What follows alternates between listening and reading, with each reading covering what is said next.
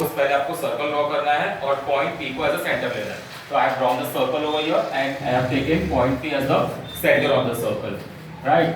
And AB is a diameter, of course आपको दिख रहा है AB is a diameter, point P is क्योंकि what is the property of diameter? Diameter always passes to the center of the circle, is it so?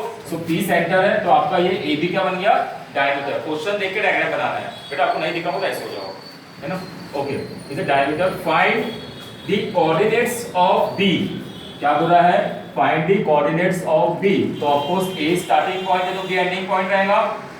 Question सब नहीं समझेगा तो पूछना, ओके? तो B, तो find the coordinates of B। तो ending point के कोऑर्डिनेट्स क्या होते हैं? x2 y2 होते हैं, क्लियर और नॉट? ओके, तो एंडिंग पॉइंट का coordinates of ending point is x2 and y2, इसलिए जो पॉइंट B के कोऑर्डिनेट है that is x2 y2 if the coordinate of point A, अगर पॉइंट A के coordinate 2, coordinate of point A and P are 2, -3। देखो पहले A आया है तो ये A के कोऑर्डिनेट्स होंगे और बाद में क्या आया है? P, तो ऑफ कोर्स ये P के कोऑर्डिनेट्स होंगे। तो what is the coordinate of A? 2, -3 as from the question, and -2, 0 is the coordinate of P। अब -2, 0 is the coordinate of P and we know that P is the, what is P? P is the center of the circle। अब P is the center of the circle बोला है तो of course P is the midpoint of AB। Diameter से जो line पास होती है centre से पास होती है, राइट? सेंटर से पास होती है तो ये मिड पॉइंट हो गया। ऑफ कोर्स अब मिड पॉइंट हो गया तो कौन सा फार्मूला लगेगा आपका? मिड पॉइंट फार्मूला लग गया, क्लियर? सो P का वैल्यू कितना दिया? -2, 0 और जो भी आपका सेंटर में रहता है वो x और y होता है, आया ना? Starting point x1 y1, ending point x2 y2 और जो बीच में होता है उसको क्या बोलते हैं? x और y। तो इन द केस अब इनडायरेक्टली क्या दिया है क्वेश्चन में? इनडायरेक्टली बोला है x1 और y1 के कोऑर्डिनेट्स दिए हैं और x और y के कोऑर्डिनेट्स दिए हैं, आपको x2 और y2 निकालना है। क्या बोला है? Find the coordinates of point B और B के कोऑर्डिनेट्स कितने बेटा? x2 y2। 70% क्वेश्चन यही सॉल्व हो जाता है अगर डायग्राम समझ गया तो। 70% और एक बार एक्सप्लेन करो डायग्राम को, जल्दी बोलो, कोई दिक्कत नहीं है, जरूरत नहीं है ना? Okay, so let's start. So अपना थीम क्या है क्वेश्चन का कि x2 और y2 निकालना है बाय मिड पॉइंट फार्मूला। दो रीजन से मिड पॉइंट फार्मूला यूज करने के। पहला रीजन ये है कि रेशो नहीं दिया हुआ है, राइट? और दूसरा रीजन क्या है कि P is the center of the circle बोला है। तो आपको थोड़ा दिमाग चलना चाहिए एग्जाम में कि हमें क्या करना है, मिड पॉइंट फार्मूला से ही आपको x2 और y2 के वैल्यू निकालना है। तो what is given to you, right? A आपको दिया हुआ है 2, -3, क्लियर? 2, -3 आपको वैल्यू दिया है तो आपको स्टार्टिंग पॉइंट इज x1 का value 2 and y1 is -3। Okay, what is the value of P? अब मैं P ले रहा हूं, P का क्या मतलब? x और y। बेटा x2 y2 मत देना, वैसे आंसर रॉन्ग हो जाएगा आपका, क्योंकि सेंटर है तो हमने क्या लिया बेटा? x and y। तो P -2, 0, x is nothing but -2 and y is nothing but 0। What we have to find? We have to find the value of x2 and y2 because we have to find the coordinates of B। Clear? तो हमको find करना है x2 and y2। Of course अभी x2 और y2 find करना है और P is the center of the circle है। अगर P is the center of the circle है तो बोल सकता हूं कि A और B का सेंटर है। तो मैंने लिखा P is the midpoint. Of course P is the now midpoint of segment AB। P is the midpoint of segment AB। Clear लिया? अब क्योंकि मिड पॉइंट है तो what we will use? By midpoint formula. हमको midpoint formula पता है, right? तो mid point फार्मूले में x मैंने आपको लिखाया था x = x1 + x2/2। देखना पीछे क्या x1 + x2 या साथ में भी आप P x, y लिख सकते हैं, x1 + x2/2 फिर डॉटेड करके वैसा भी लिख सकते हैं, इजी है। तो x1 + x2/2 what is the value of, अच्छा what is the value of x2 over here? What is the value of x2? What is the value of x2 क्या है यहाँ पे?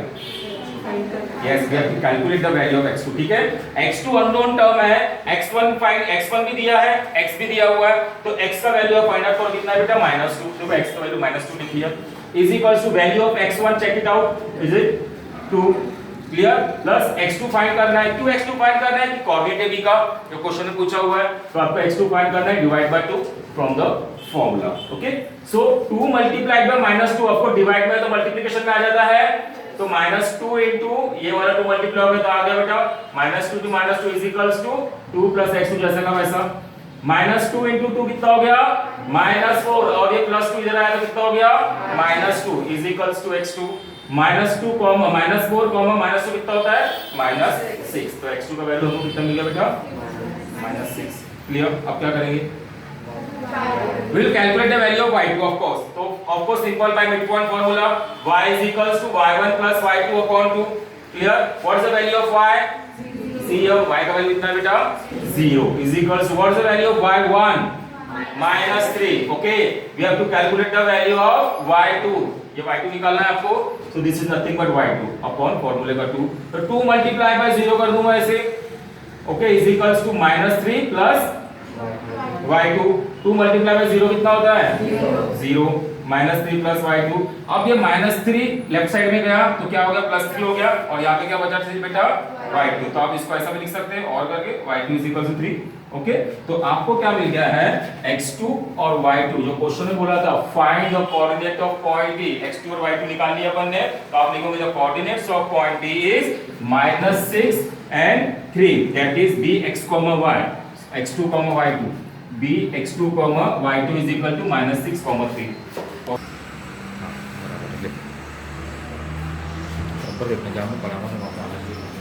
Yes, listen here first, then write. Question number 5, page number 115 of your textbook. Okay, listen this question very carefully, and question is very important. Now, find the ratio in which point P divides segment AB. क्या बोला है?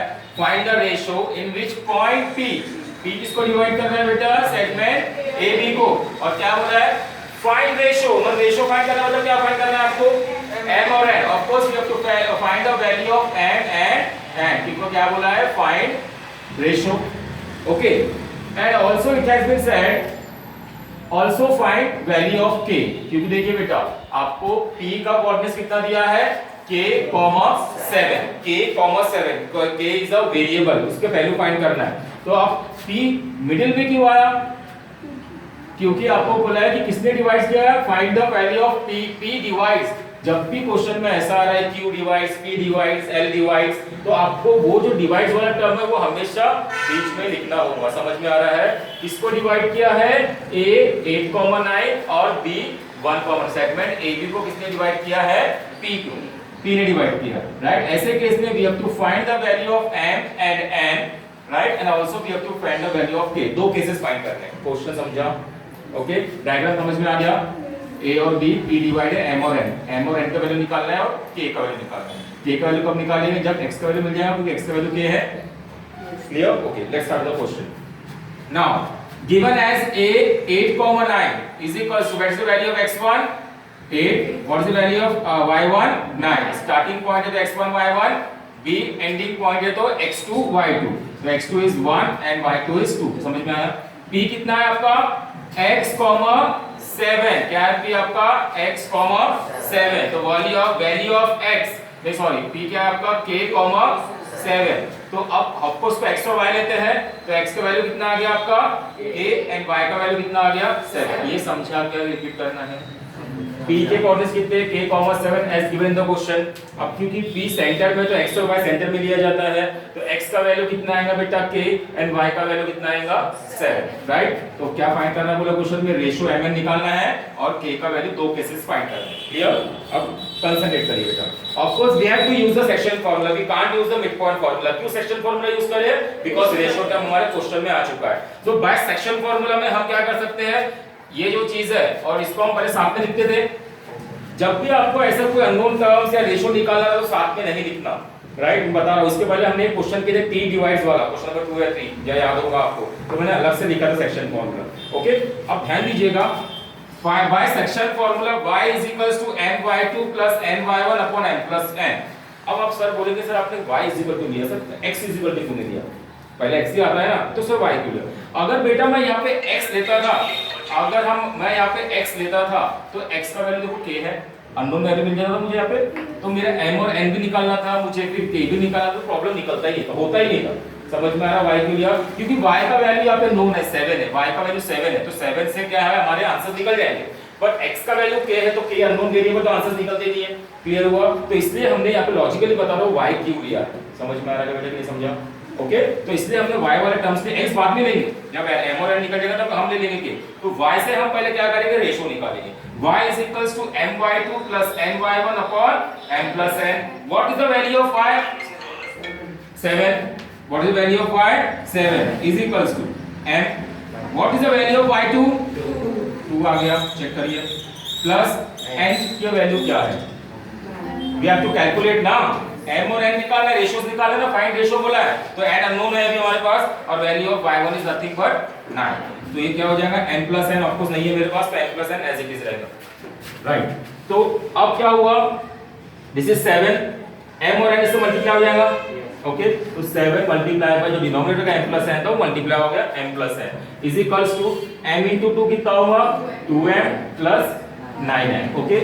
7 multiply by m 7m, 7 multiply by n 7m is equals to 2m plus 9m. n के variables इधर कर देते, n के variables इधर ला लेते हैं, तो 7m और 2m इधर आया तो क्या हो जाएगा? -2m हो जाएगा इज इक्वल्स टू 9n अपने प्लेस पर ही है. अब n वाला इधर लाया तो +7 है, तो यहाँ पे क्या होगा बेटा? -7, राइट. 7 - 2 कितना हो गया? 5m इज इक्वल्स टू 9 - 7 कितना हो गया? 2m. ऑफ कोर्स रेशियोज निकालने हैं m और n, तो n देखो अपने प्लेस पर ही है, अब n इसके नीचे आ गया, राइट. तो 5 ऑफ कोर्स मल्टीप्लाई डिवाइड में आ गया और 2 यहीं पर. समझ में आ रहा है कि समझ में? रिपीट करना है, ओके. तो m अपॉन n कितना बन गया बेटा? 2:5. जो क्वेश्चन में आपको बोला था रेशियो निकालना, निकल गया रेशियो आपका. क्वेश्चन में क्या बोला? रेशियो. अब सेकंड पार्ट क्या निकालना पड़ेगा? अब k कब मिलेगा? जब मुझे x मिलेगा. x का वैल्यू कितना है? k.